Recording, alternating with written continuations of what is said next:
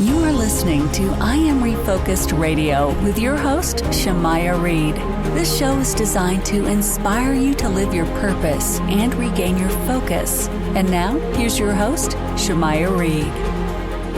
Hey, welcome to I Am Refocused Radio. We are here once again. Today, we have another show lined up for y'all today.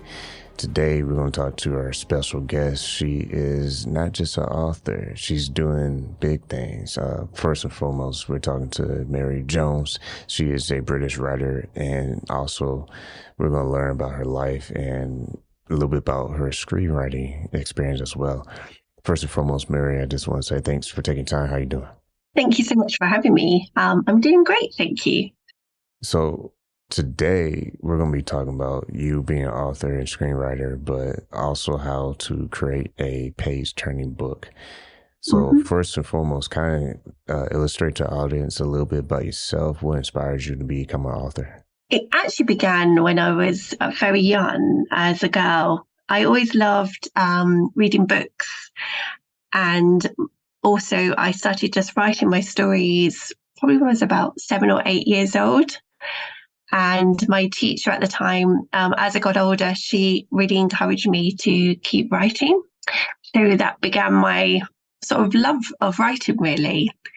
I did put it aside for a few years when I had young children and was working full time.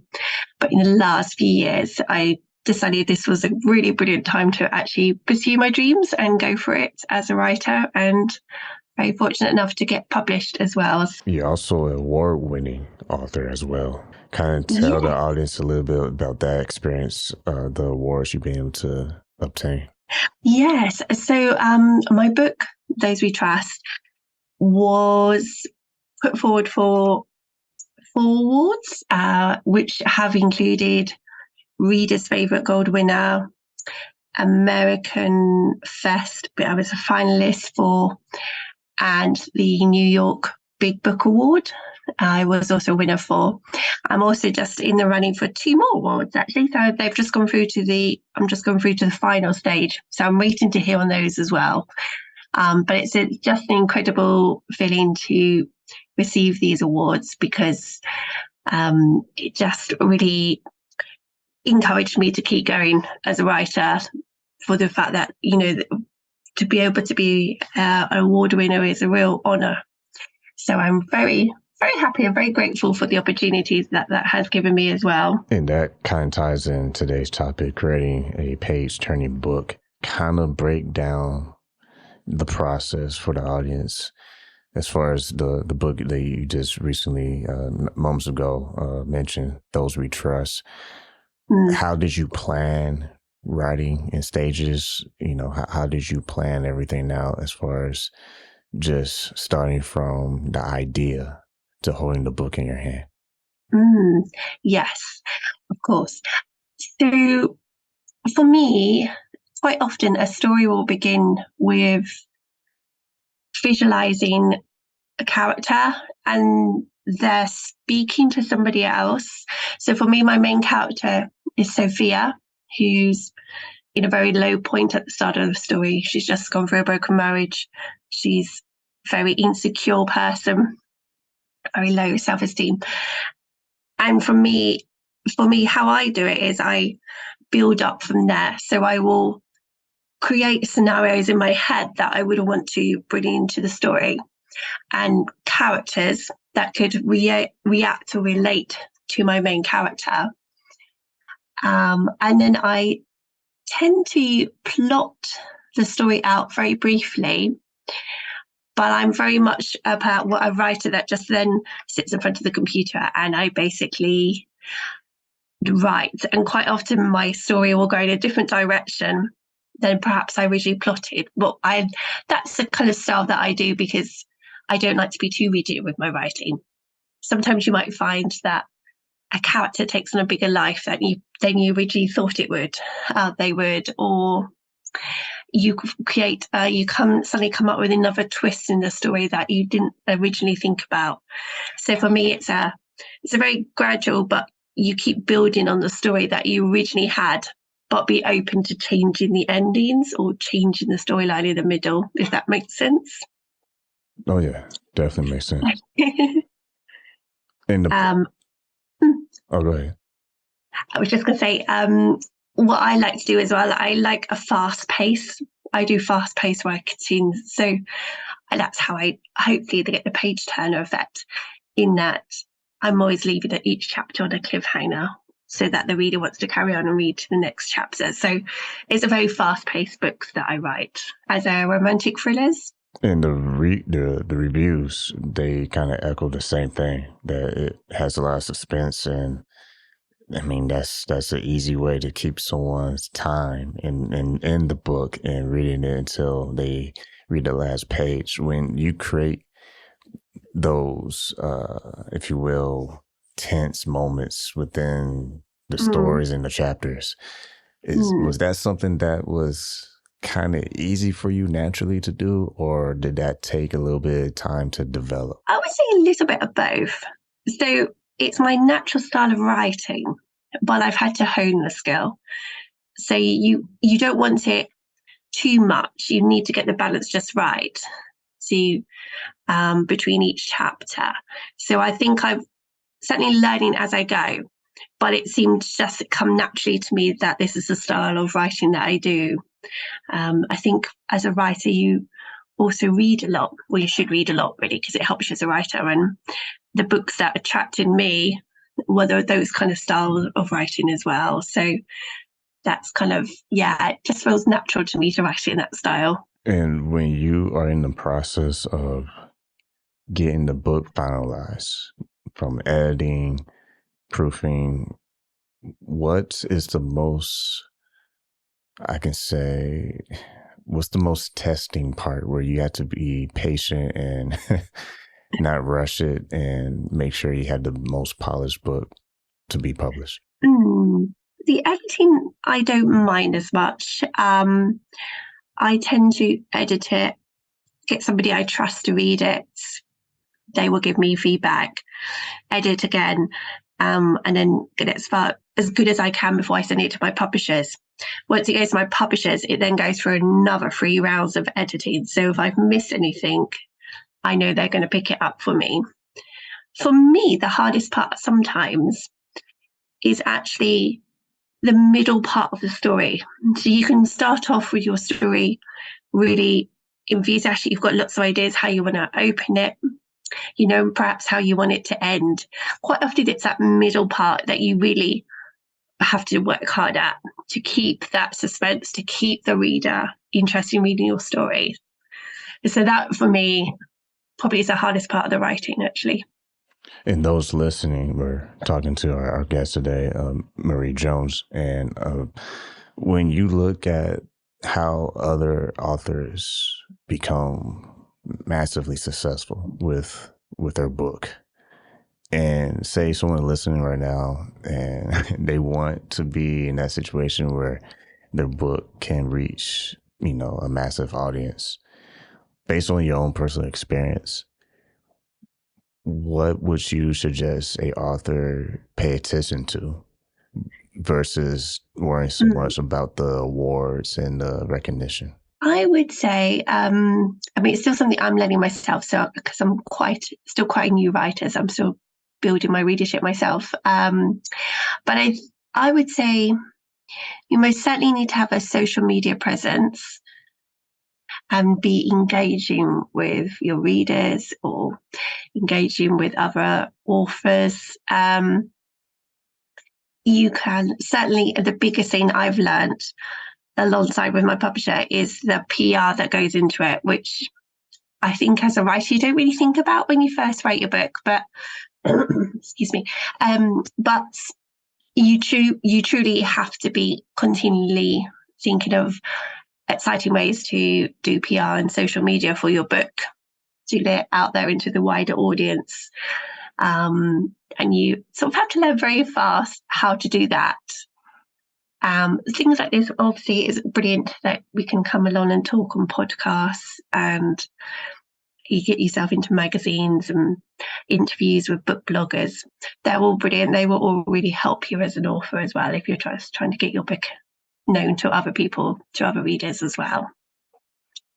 I'm also just learning to break into, still learning this, but TikTok as well, as to how TikTok can help me as an author, because you can be very successful on TikTok as well. So you can listen to Refocus Radio, talking to our guest, Marie Jones. You can go over to her website, mariejonesbritishwriter.com. Again, that's mariejonesbritishwriter.com. Earlier in the show, you mentioned about how reading helps you to write and write better. Now, someone listening to this and they're like, man, I would love to get started in being a published author one day. Reading, you mentioned, is important. Are there some other tips that you can share as far as a newbie aspiring to be an author, what they should focus on with their foundation before they just say, you know what, I'm going to publish my first book? That comes to mind. I think most importantly, you need to know what style of writing and genre you want to do.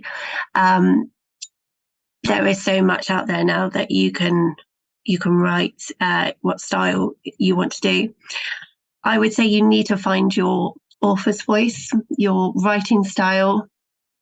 Don't be afraid to write things that perhaps will never see the light of day. It's more about helping you to feel more confident as a writer. And also it's that commitment and determination. It's very, very easy as a writer to sit down in front of the laptop and then get yourself distracted by many things around you, and you never actually write that book. I generally have to sit down and say, this is my writing time. I'm going to sit here and write, because if you don't do that, if you don't regularly write, you won't improve as a writer. So for me, the more I write, the easier it comes to me and the more natural it feels. Whereas when you first start out, you might write something to think, maybe that's not very good, and maybe not carry on, when actually you're never going to be a perfect writer from the start. But the more you write, the more that you commit to doing it, the better your writing will become. Man, that's tying to what our topic is today, and that's, creating a page-turning book. Like you said, it is that commitment to whatever you decide to do in life, not just limited to books, but whatever you decide to do. I feel whatever you committed to, that's where you'll find the results, whether it's good or bad. So when you look at the success that you've obtained already, I mean, is this your first book, by the way? Yes, it's my first book. My second one is coming out in May, actually. So you already out the gate. Not everyone can say on their first published book that they received any award, let alone you received more than one. So when you look at your recent success, how does that kind of push you forward for your future books, and how you will approach your marketing and prep before the mass the readers are able to read it? Yeah, so certainly I think from having the awards and the experience of that, I would heartily recommend it to other authors. I think there's something in that affirmation to receive awards, because you have people who enjoy reading it, which is the most amazing thing. To actually have people write reviews, it means so much to us as authors to have reviews. In fact, I would say probably they're even more important to me than the awards, to know that somebody really enjoyed your book. But I think it gives you more credit and esteem within the writing world if you have received awards, that you're I think it just confirms that you're doing the right thing as well, if that makes sense. I think when you put out your first debut novel, you're not really sure how it's going to be taken or accepted. And to have judges then read your book and award you a gold award, I think for me that just has helped build my confidence as a writer. And that's just something that I want to continue to pursue over the next few years. And I think because I came later to, so I'm in my 40s, and this came later to me. And I just want to encourage anybody that you're never too old to pursue your dreams. And I'm a big believer in just going for it. You've got nothing to lose. So if anyone's just there thinking, oh, I've left it too late, I would say, no, you've never left it too late to start pursuing whether you're a writer or whatever it might be that you want to do in life. And we kind of touched on the process of you writing.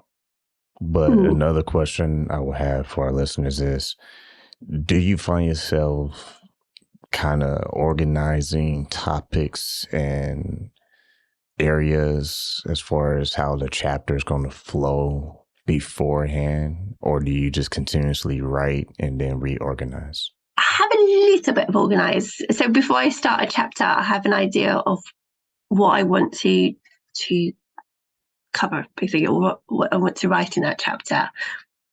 But I do find I do keep quite an open mind. So sometimes I'll start writing a chapter and actually I think, actually I'm going to take it this way first of all, or there's something that needs to happen before I can move on to the part that I was going to move on to.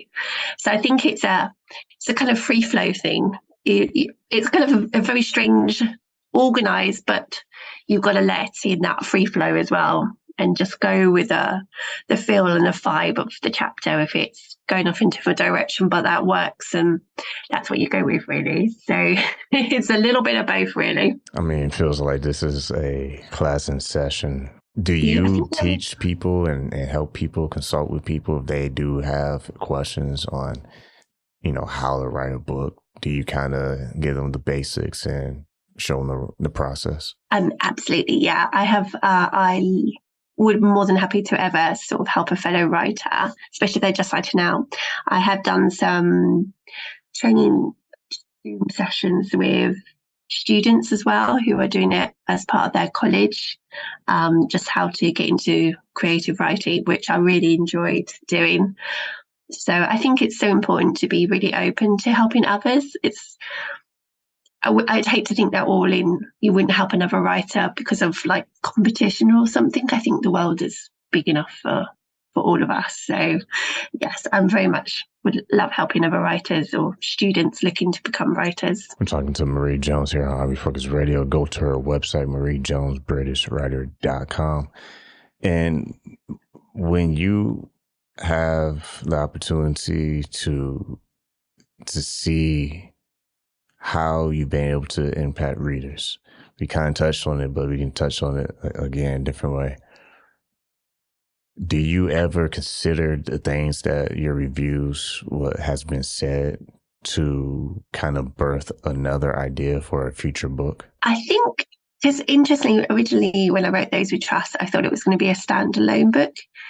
And with some early readers, I felt like we didn't feel like the story of Marcus and Sophia was finished. So through kind of reviews or with some of my early readers, I decided to continue the story of them. And so this next 101 book is a carried on. So I think it's really important to listen to your readers and to see what they're suggesting. A lot of them are sort of read a lot of books. They are impressive how much they can read. So I think that was, for me, that's what I've learned from that you can change what you were going to do.